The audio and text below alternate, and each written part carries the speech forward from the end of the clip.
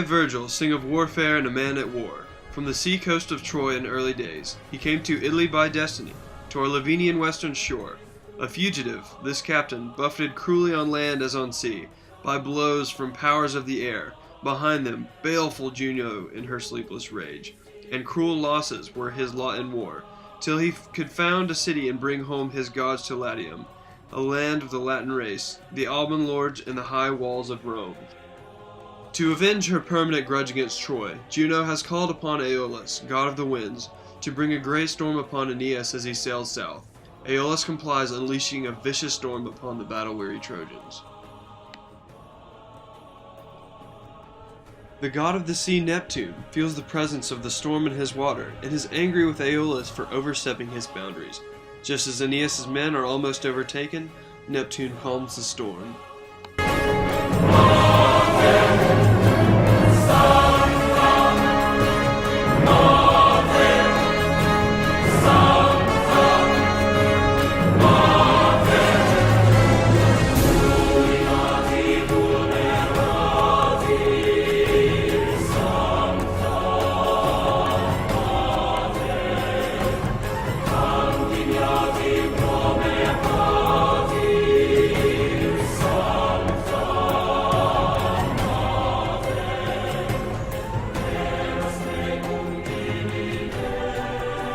Aeneas and his men explore the land they have reached.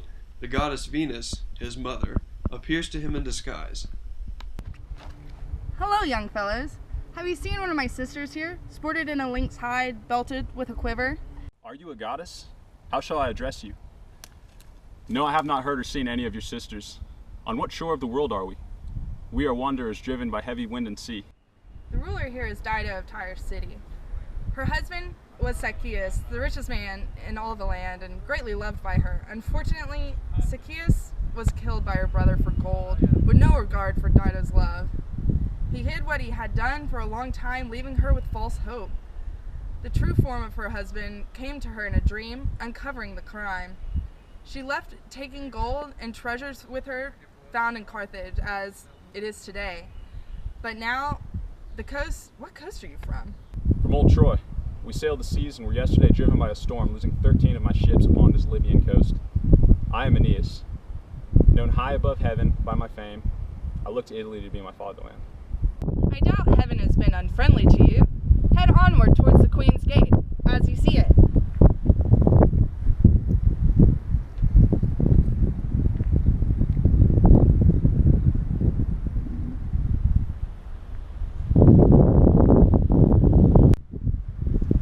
Did anybody see where she went? Mother, why tease your son so often with the skies? Why may we not join hands and speak the simple truth?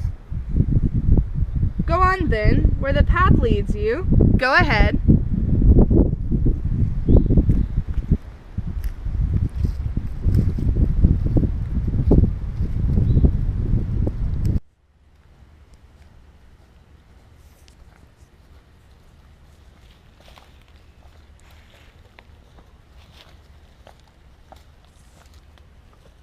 Father, look, our lost soldiers. Everybody down. Great Queen, have mercy upon us.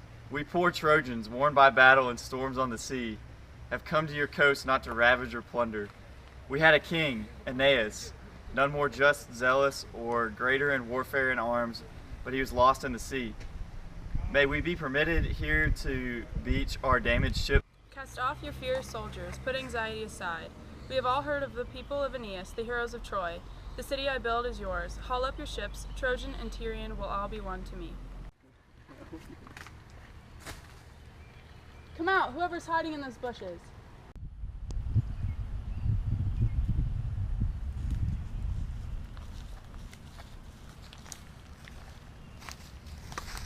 Before your eyes I stand, Aeneas the Trojan, that same one you look for, saved from the sea of Libya.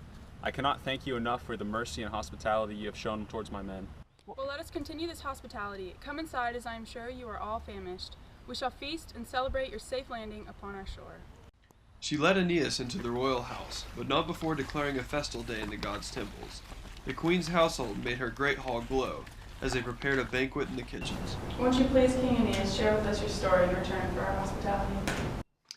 Complying to the queen's request, Aeneas hesitantly relives the pain and hurt. He speaks of the graphic and tragic detail about how the Trojans were tricked and eventually destroyed by the Greeks. A horse of timber, tall as a hill, and sheathed its ribs with planking of cut pine. This they gave out to be an offering for a safe return by sea, and the word went round. But on the sly they shut inside a company, chosen from their picked soldiery by lot, crowding the vaulted caverns in the dark, the horse's belly, with men fully armed. Hauled inside the walls, and moored high on the citadel, whether by treason or just because Troy's fate went that way now. Into the sea with it. Burn it. Build a bonfire under it. This is a trick of the Greeks, a gift no one can trust. Men of Troy, what madness has come over you? Can you believe the enemy truly gone? A gift from the Greeks, and no ruse? Is that Ulysses' way, as you have known him? Achaeans must be hiding in this timber. Whatever it is, even when the Greeks bring gifts, I fear them, gifts and all. Well, why must we continue to bicker? Let's get our answers from the child. Ask him, Capys.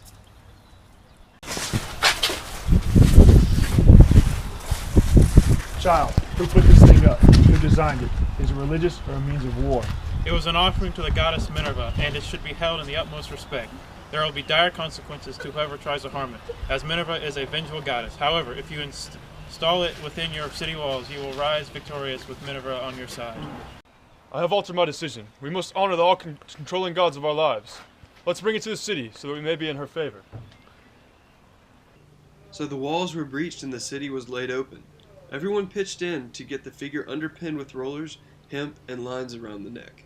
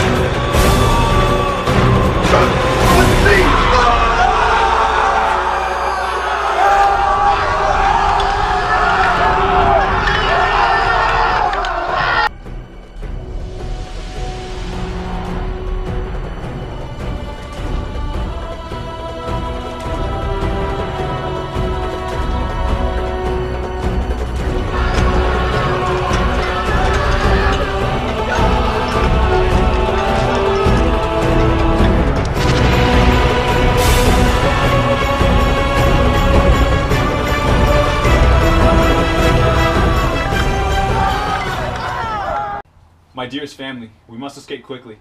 The battle is lost and the entire city will soon be overtaken and up in flames. Father, don't be stubborn. We must go immediately. The rest of you, all in your prime, make your escape. You are still young and strong. If heaven's lords had wished me a longer lifespan, they would have saved this home for me. Do you suppose, my father, that I could tear myself away and leave you? How could a father say it? I must bring you with me. Let's go. Let's go.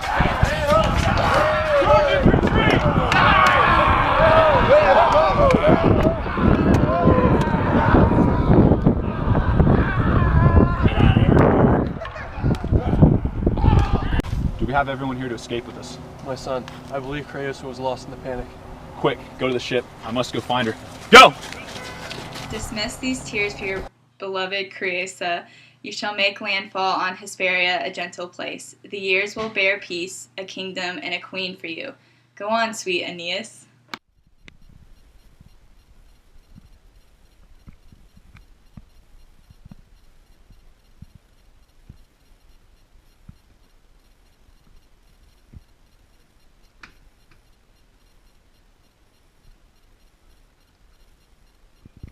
Brave warriors, your travels must have you weary beyond comprehension. Let my servants show you to your room so that we may rest our tired souls.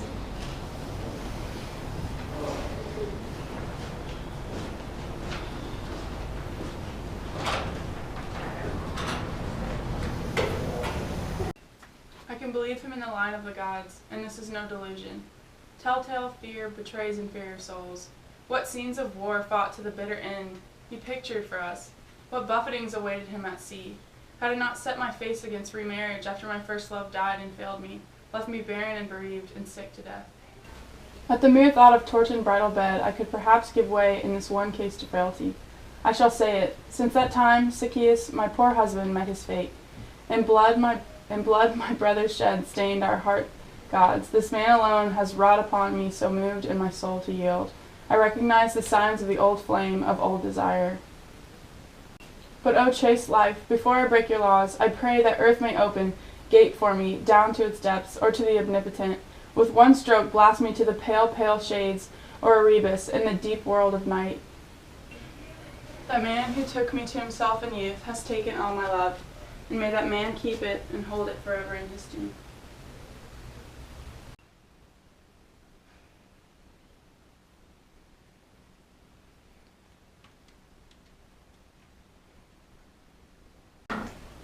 Stephania! Please have Aeneas meet me first thing in the morning at the falls. Primal Earth herself and nuptial Juno opened the ritual, torches of lightning blazed, high heaven became witness to the marriage, and nymphs cried out wild hymns from a mountain top. That day was the first cause of death, and first of sorrow. Dido had no further qualms as to impressions given and said abroad. She thought no longer of a secret love, but called it marriage.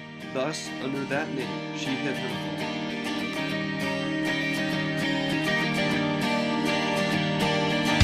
Kiss me out of the bearded barley, lively beside the green, green grass. Swing, swing, swing the spinning step. You wear those shoes and I will wear that dress. Oh, kiss me beneath the milky twilight. Lead me out on the moonlit floor. Lift your open hand, strike up the band and make the fireflies dance. Silver moon sparkling, so kiss me.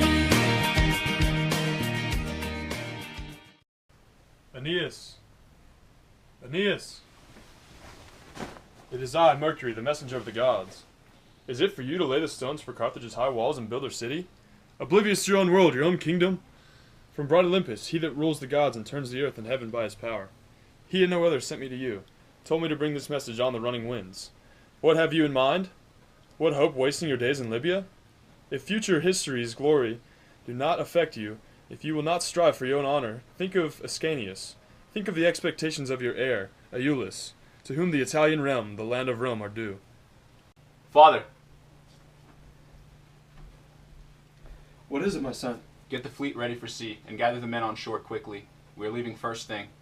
Yes, Aeneas. Stephania! I have a strange feeling about Aeneas. Something in my heart is telling me it's not right. I'm sure it was just a dream. Nothing to worry about, Queen Dido. I must go check. This feeling will not escape me.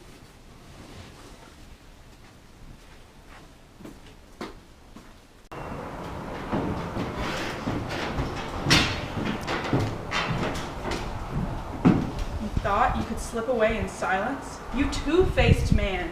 Oh, heartless, tell me how, if you are not in search of alien lands and a new home, if ancient Troy remained, would ships put out for Troy on these big seas? I beg you by these tears, by the marriage that we entered on, have pity on me.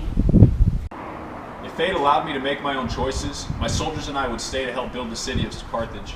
But now, it is the rich Italian land Apollo tells me I must make for. I sail for Italy, not of my own free will. Curse you, Aeneas! I will not soon forget what you have done to me. I hope and pray that on some grinding reef midway you will drink your punishment and call on Dido's name. From far away, even in death, I shall come after you. Everyone I know goes away in the end, and you could have it all. My empire of dirt, I will let you down. I will make you hurt.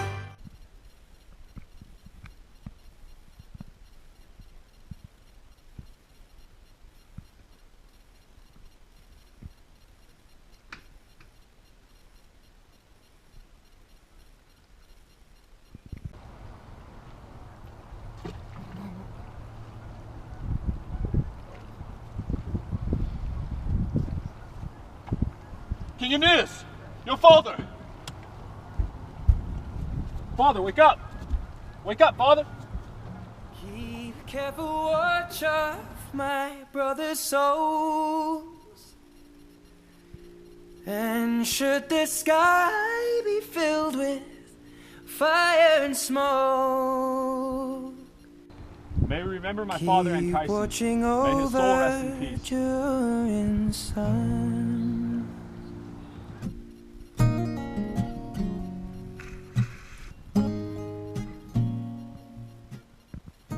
The Trojan warriors had finally reached their land of Italy, where they were to make their homes. They made for the temple of Apollo, their guiding force, to learn what fate had in store for them next. Battle and sea-weary men, what has brought you to this temple? It is our fate to found a city here on this land. We come to Apollo for continued guidance on our journey. Very well. Present your request to our mighty God, and he will return to you with an answer. Sybil, I've been told that I must enter the depths of Dis to reunite with the shade of my father. Can you help gain me entrance into the underworld? Apollo has granted me the power to help you. However, in order for you to make it through alive, you need a sign from the gods that this journey is your fate. Search in the nearby forest for a golden branch. If it breaks off easily, it will be your fate to enter Dis.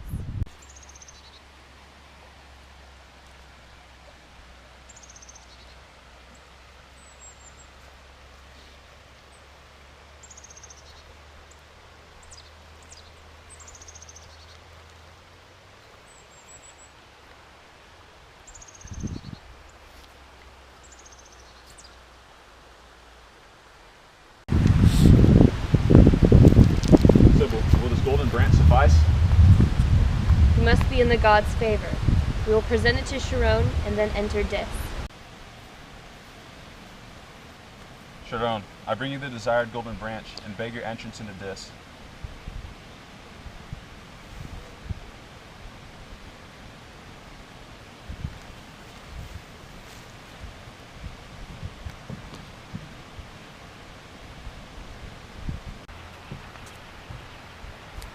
These are the souls of the corpses who never received a proper burial. Their souls will never reach a permanent destination.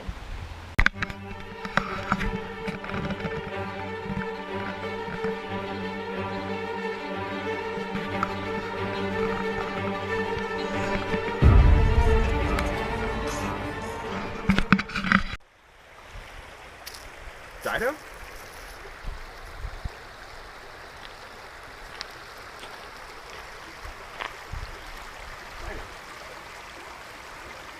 Dido, so forlorn. The stories then that came to me were true, that you were out of life, had met your end by your own hand. Was I the cause? I swear by heaven's stars, by the high gods, by any certainty below the earth, I left your land against my own will, my queen. The gods' commands drove me to do their will, as now they drive me through this world of shades, these moldy wastelands and these depths of night, and I cannot believe that I would hurt you so terribly by going. Wait a little, do not leave my sight. Am I someone to flee?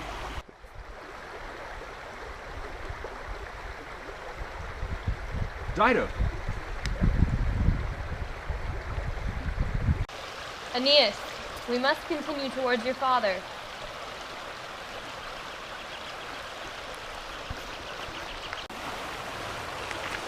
These are the souls of the warriors who lost their lives in battle.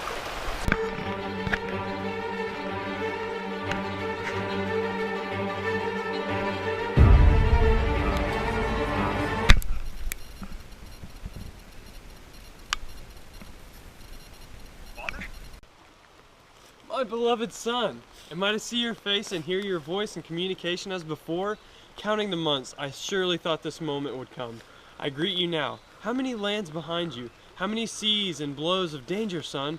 How much I feared the land of Libya might do you harm. Your ghost, your sad ghost, my father, often on my mind. Do not draw back, let me embrace you. My son, I am but a soul now. My physical form was left on the earth. My soul drinks from the water of the Lede, free from care and long forgetfulness. I have so desired to share this with my children. Father, are there not souls here that once again return to upper heaven and meet with their bodies' dead weight? Aeneas, we must go. Sharon has not granted us enough time for these details. So what is it, my son, that has brought you here into the depths of Dis? I wish to learn my future and the future of my children in Italy. Far down the line from you, one of your descendants, Romulus, will found Rome. A great line of rulers known as Caesar will descend from Ascanius. Rome will reach a golden age of rule over the whole world, all because of the journey you have been on, and because of the fate decided for you by the gods. This again proves that the gods are all-knowing and have complete control over the course of our lives. My perilous journey now makes sense to me. Thank you, sweet father, for sharing your wisdom. Let me lead you back to your ships, my son, so you may begin to continue your journey.